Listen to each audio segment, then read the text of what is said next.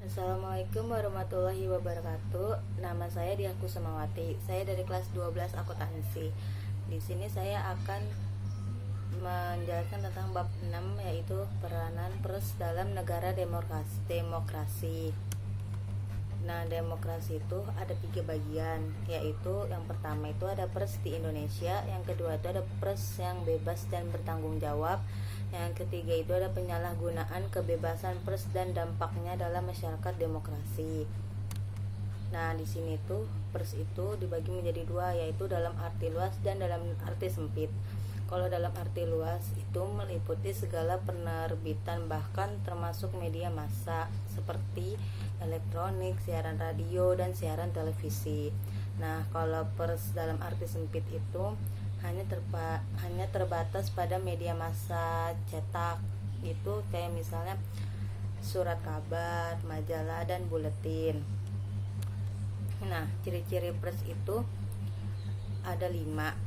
Yang pertama itu ada periodisitas, publisitas, aktualitas, universalitas, objektivitas.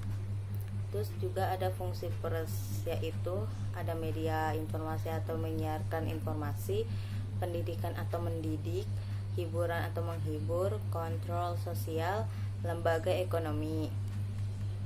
Terus prinsip-prinsipnya juga ada 3. Prinsip-prinsip pers itu ada idealisme, komersialisme, profesionalisme. Terus juga di sini ada landasan hukum pers di Indonesia. Itu ada 3 landasan, yaitu landasan ideal, yaitu Pancasila.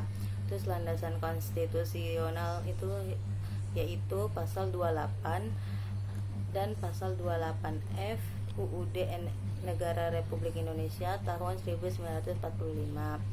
Dan yang ketiga itu adalah landasan yuridis formal, yaitu Undang-Undang Nomor 40 tahun 1999 tentang pers, Undang-Undang Nomor 32 tahun 2002 tentang penyiaran.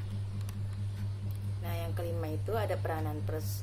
Yang pertama itu memenuhi hak masyarakat untuk mengetahui yang dilakukan melalui transfer informasi dalam berbagai bidang, menegakkan nilai-nilai dasar demokrasi, mendorongkan terwujudnya supremasi hukum dan hak asasi manusia. Nah, di sini juga ada perkembangan pers di Indonesia. Itu ada 2 masa penjajahan. Yang pertama itu pada masa penjajahan Belanda dan masa pendudukan Jepang. Nah, kalau pada masa penjajahan Belanda itu pers bertujuan untuk menegakkan penjajahan, menentang pergerakan rakyat, dan melancarkan perdagangan. Nah, kalau masa pendudukan Jepang itu pers dijadikan sebagai alat propaganda dengan maksud memperoleh dukungan rakyat Indonesia dalam perangnya melawan tentara sekutu. Nah, terus yang kedua itu ada pers yang bebas dan bertanggung jawab. Pers yang bebas dan merdeka dalam menyajikan berita harus diikuti kesadaran tentang pentingnya penyampaian berita yang santun, berkaidah jurnalistik, dan menjunjung supremasi hukum. Nah, teori pers itu ada 4. Yang pertama itu ada authoritarian press, kedua libertarian press, yang ketiga Soviet Communist press, yang keempat ada social responsibility press. Nah, pers yang bebas dan bertanggung jawab sesuai kode etik jurnalistik.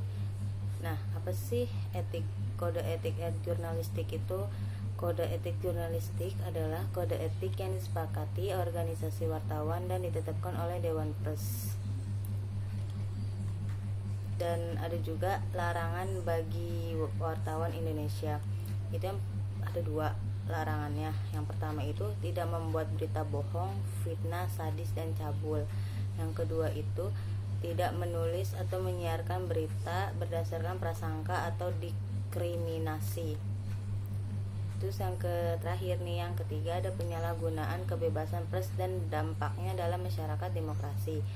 Nah, aspek-aspek pembatasan kebebasan pers itu ada 2 aspek. Yang pertama aspek moral individu, yang kedua aspek kode etik profesi. Nah, aspek moral individu yaitu berhubungan dengan kepekaan hati nurani seseorang wartawan. Dan yang kedua itu ada aspek kode etik profesi. yaitu insan pers harus berpegang teguh pada kode etik profesional, yaitu kode etik jurnalistik, sehingga tidak melewati batas yang seharusnya telah ditentukan. Nah, di sini juga ada aspek prinsip ekonomi bisnis. Media massa yang tidak membuat sajian yang berkualitas tidak akan diminati oleh khalayak, dan akibat lanjutnya para pengusaha enggan memasang iklan di penerbitan itu. Sebaliknya, media massa yang berkualitas akan diminati oleh masyarakat, sehingga banyak pengusaha tertarik memasang iklan di media tersebut. Nah, yang kedua itu ada hambatan-hambatan bagi pelaksanaan kebebasan pers. Itu ada dua. Yang pertama itu ada pengendalian kebebasan pers yang disebabkan oleh distorsi peraturan perundang-undangan, perilaku aparat, pengadilan massa, perilaku pers sendiri. Dan yang kedua itu ada penyalahgunaan kebebasan pers disebabkan oleh penyiaran berita atau informasi yang tidak memenuhi kode etik jurnalistik dan merugikan orang lain, dan juga peradilan oleh pers. Terus ada juga pelanggaran terhadap ketentuan undang-undang hukum pidana, yaitu KUHP.